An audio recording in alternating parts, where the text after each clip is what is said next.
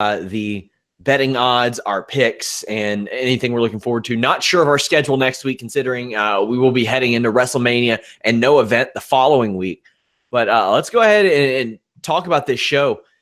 The prelim card starts off with Alex Perez, Mark De La Rosa. Perez a -280, De La Rosa a +240. This is quite a big line, I think, for the talent involved. James, what do you see about this one? It's really a question of which Alex Perez is going to show up. I mean, he got absolutely destroyed by Joseph Benavidez in his last fight, but then the fight before that, no one's ever completely dominated Jose Shorty Torres the way he has. So I think this is a very interesting fight. Incidentally, these two were supposed to fight at UFC Denver, but for whatever reason, De La Rosa, I think, ended up fighting Joby Sanchez or someone else. So, they've been familiar with each other for a while. Good fight. And again, it's at 35. These are two former flyweights, so they're moving up a class, which I actually think will benefit Perez, because he has a pretty tough cut to 125. If you saw that interview I did with him in LA at the Bellator show, he looked a bit different, just with maybe enjoying some of the not having a fight scheduled. So I think the line's right where it needs to be. I think if you look at the upside, I think you're seeing more of that with Perez than De La Rosa. De La Rosa is just winning decisions, but we'll see. It should be an interesting matchup. Marina Moroz +150, Sabina Amazo a -170. You also have Gerald Meerschaert taking a short notice fight at +175 against Kevin Holland, a -210. Enrique Barzola and Kevin Aguilar, that's a pick'em. That's Barzola at -115, Aguilar at -105. Anything stand out to you in those fights, Joe? Gerald Meerschaert, anytime somebody takes a fight on short notice, I almost give them more of a chance as an underdog. It's almost the element of the unknown. But anything from your perspective? Exactly what you just said, right? The element of unknown has been a change. Holland's preparing for a specific type of fighter. Now gets a new one, and Gerald's like, yeah, it's an opportunity, right? I technically have nothing to lose, but you don't want to lose. But I think it's going to be a fun fight. I do like James' assessment regarding the Perez and De La Rosa fight. I think he's bang on with that. So I am paying attention to that fight there. And of course, Moroz and Mazo, I don't know if I like those odds, to be honest with you. I think it should be reversed. Well, a big line. Desmond Green -140, or not -140, -440 against Ross Pearson, a +350. Now, do I have Green winning this? I definitely do. But James, Ross Pearson +350 against anybody. He's one of those fighters that can make it really messy and end up gaining a decision. Anything on this one? Yeah, line's way too spread out. I mean, I think there is value on Pearson potentially. Just Pearson hasn't looked good in I don't know how many fights. It's been a lot, but neither is Desmond Green. And the other thing is Des, had to go through a lot last year. I spoke to him. So obviously he lost to Tysonov. Tysonov missed weight. He ended up losing the fight. His manager passed away, Glenn Robinson, if you remember that as well. And then he had that car accident too, where it looked like he might not be fighting for a while. So he's had to overcome a lot coming into this fight, with a fresh perspective. So we'll see how he handles that. I mean, that's a lot to take in. Not only that, he's had his fourth kid as well late last year. So he's got a lot on his plate right now. So, I mean, yeah, that line's crazy. I don't think there's any way you can successfully lay that much on there. But at the same time, Ross Pearson, lost 4 of his last 5? 5 of his last 6. So, yeah. I would stay away from this fight personally, because I don't know who's gonna take this one. We also have Jessica Aguilar a +250, Marina Rodriguez a -300. Did you ever think we'd be in a position where Jessica Aguilar was a +250 against somebody, Joe? No, not in this lifetime. No. That's such a wild fall from grace. When she came over, there was so much hype around her, and deservedly so. Does that surprise you how far she's fallen? Even though she hasn't looked terrible of late, but she just hasn't been the same as before, right? It's been a long time, yeah. And I mean, she beat Jody Escobar. She got tapped out in 3 minutes 41 seconds in November, I think it was. James, if she can't beat Marina Rodriguez, do you think maybe we've seen the last of her, or do you think she's one of those people the UFC will hang around and be like, oh, I know you've won one of your last 7, but we'll still give you fights? No, I was surprised she actually got this fight, to be honest. I know she came off the win over Escobar the fight before Weili Zhang, but I mean, 36 years old, so many injuries. And you have to remember, too, when she fought for World Series of Fighting, they couldn't get her a fight. So she was on the sidelines for quite some time. It just hasn't gone according to plan for her. And I think this is just another fight to make a prospect look good in Marina Rodriguez. So I don't think it's going to end well for Aguilar. Quickly, I do want to mention just a few more fights that I kind of skipped over here. Just little notes. Sabina Mazo making her UFC debut. He talked about their fighting Morose. She's a former LFA flyweight champion. She's the real deal. Ask anyone at King's MMA. They just rave about her. I believe she's only 20. From Colombia originally. Watch her. To me, she's 22 actually. She's a fighter. I think the UFC she's like another Macy Barber. I think the UFC knows what they're doing here with Morose moving up a weight class. So keep an eye on her. The other fight that we didn't talk about, there was a switch up. Ray Borg not fighting Kyler Phillips anymore. Insert Casey Kenny. Casey Kenny won the LFA interim bantamweight title on Friday. Now he's in the UFC. You might remember him as well from Contender Series. He's also the LFA interim flyweight champion. I know that's tough to keep up here, but he's good, man. He trains, with Chris Carriasso in Arizona. Also spent some time at the lab, so he could be interesting against Ray Borg. And just wanted to mention those little tidbits on those. I was going to mention that because as you said, he won this fight at bantamweight. Yeah, against Vince Cachero is really good. He's taking on Ray Borg. He's never fought in the UFC. He is now the number 15 ranked flyweight in the UFC. Yep. Officially. My God. No odds set on this fight yet, but assuming they're going to be monumental, I'd put 5 on it maybe, but considering that he fought at bantamweight last week and is stepping up to fight at bantamweight this week, it's not like they're trying to cut down to 125 again. That ranking is super confusing to me. Why'd they rank him there? Who knows if he'll ever end up fighting there, but guys, can I interject for 1 second? Yeah. Just to play off of what's happening on the chat right now, there is the talk that Conor McGregor, they are doing the investigation with the sexual assault, but it's been going on for quite some time. It's now making news, but it's I don't know if this has anything to do with the retirement situation, but this is and you can look at what Josh was saying on the chats. This is something that's been going on since January. It's been about 2 or 3 months, and that's why I don't necessarily quote unquote believe it, because it's been going on for so long that. And again, someone like this can always be accused of something. So until we know more, I'm not putting much stock of this. If he is guilty of something, then we're going to have some problems. We're going to have lots to discuss. But as of right now, I know this has been something that's been going on for quite some time. This is going back to something that apparently was alleged back in December. So anyways, just thought I would say it. Yeah, we'll talk more about that following our preview. But we got this a series of fights on the main card as well. Youssef at minus 150, Moraes plus 130, Paul Craig a plus 185 against a person who I'm going to assume you pronounce his name is Nchekwu. Very good. Hot damn, minus 225. James, who you got here?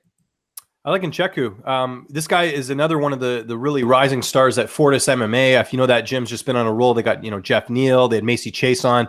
They've just been killing it lately with some of the fights. And this guy, I know the experience isn't there. He's only got 6 fights, but if you remember, he went on Contender Series twice and he won both of his fights. But it's just one of those things where they wanted him to get a little bit more seasoning. But everyone I talked to over there just says the upside on this kid is unreal. And I think the fact they put him on the main card here, he's got an interesting story. Originally from Nigeria, his mom has ALS, so he's actually been taking care of her. He actually chose to fight as a career because he wanted to make money to help his mother out.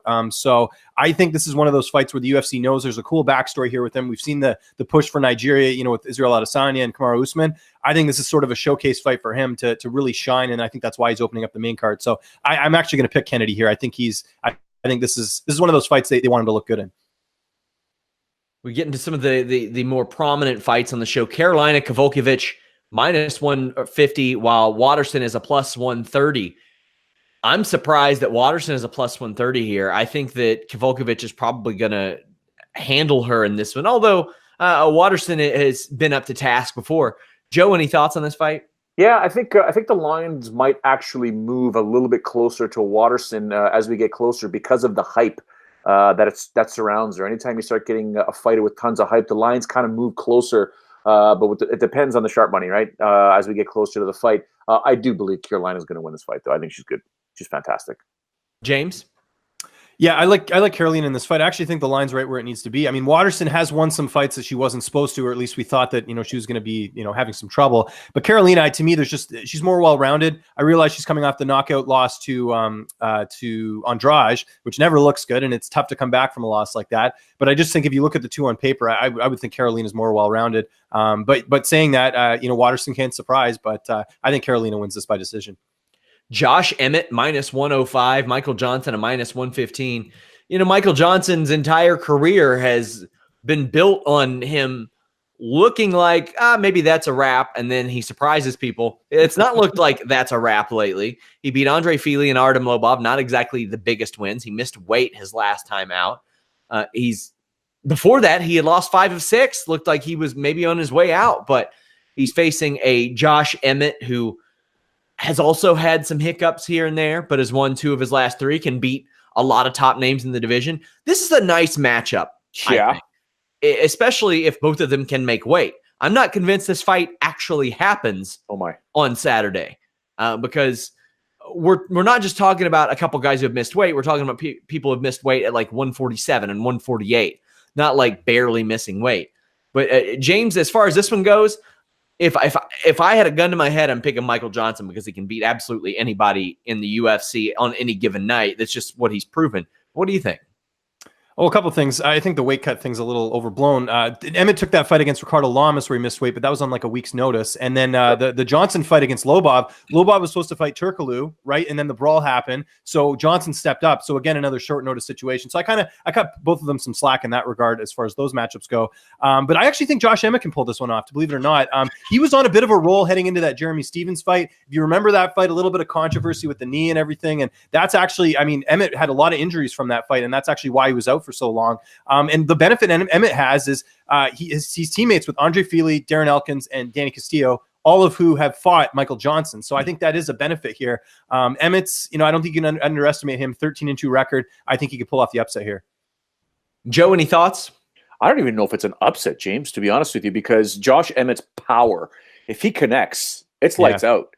But Michael Johnson has the speed advantage, in my opinion, in this fight. Speed, and I think reach, if I'm not mistaken. So this is speed and touch until Emmett gets hurt, go in for the finish, versus Emmett just has to land that one punch to just sort of rock that boat and then boom, drown him, right? So I really, really like this fight. I do believe they're both going to make weight, Sean, and I just think it's going to be this has fight of the night written all over it, minus the main event, which we'll discuss shortly. Co-main event, Dave Branch +105, Jack Hermanson -125. Interesting fight. Not one that I'm particularly like, damn, can't wait to see that fight, but an interesting fight nonetheless. Joe, your thoughts? You know what? As a co-main event, I wouldn't have made it a co-main event. It's probably going to be a fun fight. I mean, looking at it, you guys correct me if I'm wrong. Is the trajectory not telling us it's going to go full 15 minutes? Well, Hermanson has finished his last, I don't know how many. Hermanson hasn't gone the distance since 2016. I think that's what they're banking on, is that he gets a finish in this one. I think that's why they're in the co-main event. And because Jared Cannonier knocked out Branch, in the second round. I just think it's going to be a completely different scenario here. But yeah, we'll see how it's going to unfold. I just don't know if this one's going to end early, to be honest. I could be wrong, but. Yeah, it's sorry, go ahead, Sean. No, go ahead.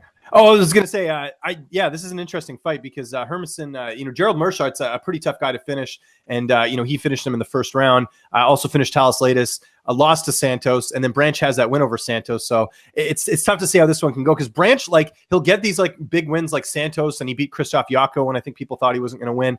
But then he has fights like Cannonier where Cannonier had nothing to lose, granted, but still Branch goes out there and gets knocked out in the second round. So, and we got to mention Branch is 37, so that I think is interesting too. I don't know. We'll see. I think Hermanson probably takes this one. I think he's a younger guy. Main event time, Edson Barboza -135, Justin Gaethje +115.